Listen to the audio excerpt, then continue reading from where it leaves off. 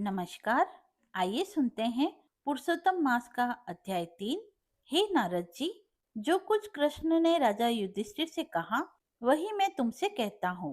एक समय धर्मराज युधिष्ठिर जुए में दुर्योधन से सब कुछ हार गए, तो द्रौपदी के बालों को पकड़कर दुष्ट दुशासन ने खींचा और वस्त्र भी पकड़कर खींचे, तो श्री कृष्ण भगवान ने द्रौपदी की रक्षा की। इसके पश्चात युधिष्ठिर आदि राज्य को छोड़कर काम्यक वन को चले गए। वहां पर वन में युधिष्ठिर आदि बाल बिखेरे वन में रहने वाले हाथियों की तरह वन के फलों को खाकर अति दुख को प्राप्त हुए। एक समय देवकी के पुत्र श्री कृष्ण भगवान उनको दुखी जानकर काम्यक वन को गए। उस समय युधिष्ठिर आदि श्री कृष्ण भगवान को देखकर ऐसे खुश हुए मानो देह में प्राण आ गए हो। वे बड़े प्रेम से मिले और हरि के चरण कमलों में नमस्कार किया। द्रौपदी ने भी प्रणाम किया। राजा युधिष्ठिर को दुखी देखकर और ऐसे ही द्रौपदी को भी दुखी देखकर श्री कृष्ण भगवान अत्यंत दुखी हुए। जब विश्वात्मा भक्तवत्सल श्री भगवान ने दुर्योधन को भस्म करने के लिए कोप किया, तो मानो करोड़ों काल कराल समान मुख से प्रलय काल की अग्नि उठी और दांतों को पिसते हुए मानो त्रिलोकी को भस्म कर देंगे, ऐसा लगने लगा। तब अर्जुन श्री कृष्ण भगवान को क्रोध में उत्तेजित देखकर भय से कांप उठा। युधिष्ठिर और द्रौपदी तथा दूसरे उपस्थित वृंद हाथ जोड़कर भगवान को प्रसन्न करने के लिए स्तुति करने लगे। अर्जुन कहने लगे, हे कृष्ण, हे जगन्नाथ, हे नाथ, मैं जगत के बाहर नहीं हूँ, फिर आप मेरी रक्षा क्यों नहीं करते?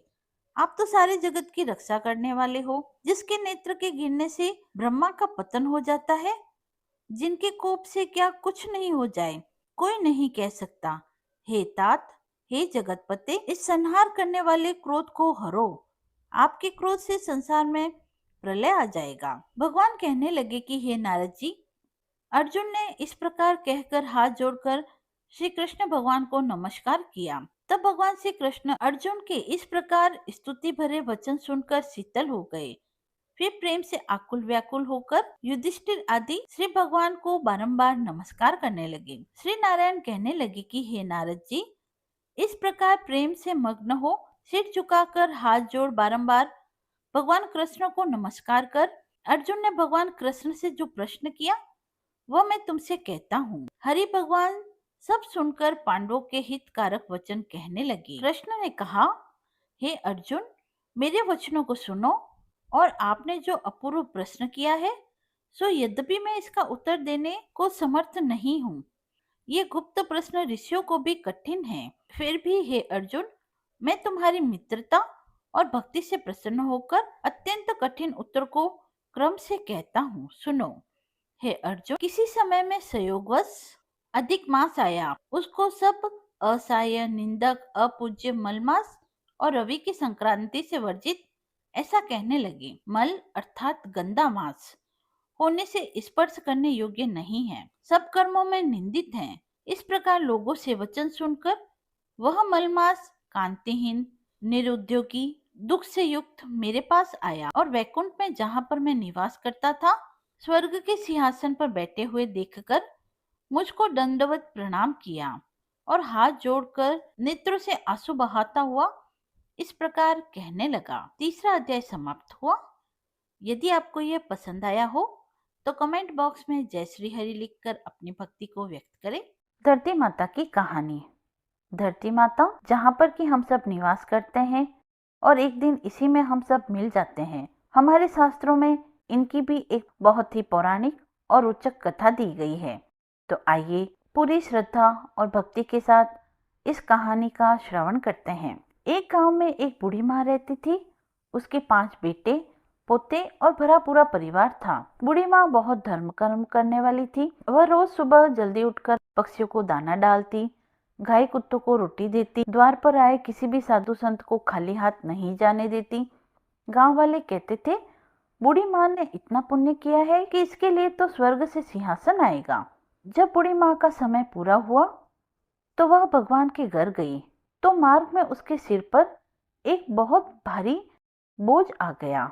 वह बोझ इतना भारी था कि बूढ़ी माँ से चला भी नहीं जा रहा था। जब उसने उसे नीचे उतारना चाहा तो आकाशवाणी हुई, हे बूढ़ी माँ, इसे नीचे मत रख। बूढ़ी माँ परेशान होकर धर्मराज जी के पास पहुंची और पूछा, महाराज, मैंने जीवन भर पुण्य किए, व्रत नियम पाले, फिर सिर पर इतना बोझ कैसे? धर्मराज जी ने कहा, हे माई, तूने संसार में सब धर्म किए, पर जिस धरती माता पर तू जन्मी, जिसका अन्न तूने खाया और जिस पर पाप पुण्य किए, उन धरती माता का उद्यापन तूने नहीं किया। यह उसी का भार है।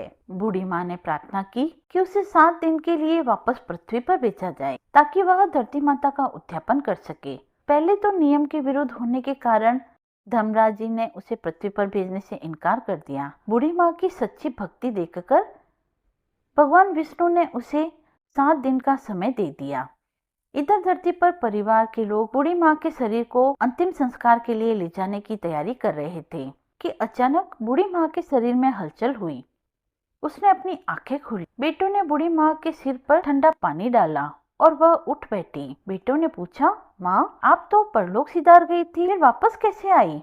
तो बूढ़ी माँ ने कहा, बेटा, मैं सब पुण्य कर आई थी, पर धरती माता का उद्यापन करना भूल गई थी, इसीलिए मैं भगवान से 7 दिन का समय लेकर आई हूँ। बूढ़ी माँ ने 7 दिन तक पंडित जी को बुलाकर धरती माता की कथा सुनी। उनसे कहा, बेटा, हम इस धरती पर पैदा हुए, यही गंदगी की, इसी के ऊपर चले फिरे और यही अधर्म और धर्म किया। इन सब का भार धरती माता उठाती है, इसीलिए उनकी पूजा करना आवश्यक है। 7वें दिन बूढ़ी माँ ने ब्राह्मणों, बेटियों और साधु संतों को बुलाया। उसने धरती माता के निमित्त एक वेश, मिश्री, मोती, मूंग और सामर्थ्य के अनुसार दान दक्षिणा दी।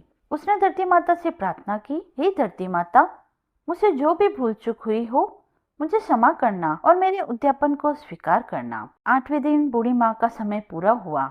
इस बार स्वर्ग से सचमुच सिंहासन आया। बूढ़ी माँ खुशी खुशी भगवान के धाम चली गई। धर्मराज जी के दरबार में उसका हिसाब हुआ, जहाँ उसकी धर्म भक्ति पूरी पाई गई और बूढ़ी माँ को वैकुंठ का वास मिला। कहते हैं, जो भी धरती माता की इस कहानी को सुनता है और उनका मान करता है, उसे अंत समय में भारी बोझ नहीं उठाना पड़ता और उसे मोक्ष की प्राप्ति होती है। हे धरती माता, जैसे आपने उस बूढ़ी माँ की भूल को क्षमा किया और उन्हें स्वर्ग में स्थान दिया, वैसे ही इस कथा को कहने वाले, सुनने वाले और हुक्कारा भरने वाले सभी पर अपनी कृपा बनाए रखना।